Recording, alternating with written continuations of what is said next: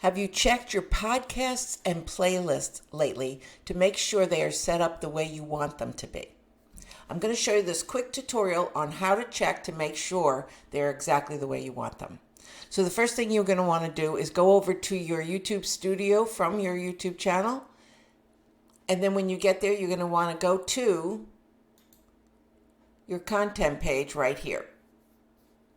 You'll have a playlist tab and you'll have a podcast tab if you have a podcast set up.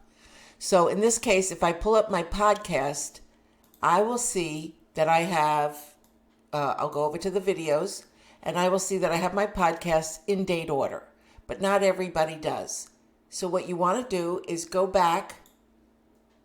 Once you know that, is you want to set it up. Now each podcast and playlist can be set up differently, so it doesn't have to be a general setting. So in this case, for my podcast, I have it set that the newest podcast gets shown at the top.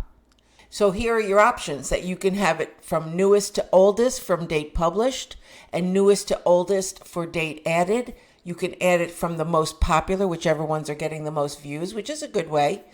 And manually sort them if you wanted to put them in alphabetical order, or if you want to put the ones that you feel are most powerful first, or the ones that you want your people to see. So once you choose that, it will automatically sort your podcasts or playlists in that order. Why not have it exactly the way you want it? Because you don't want somebody going to look at your podcast and they're looking at 5 years ago, and then all of a sudden they have to scroll down to get to today. And also make sure your podcast is visible.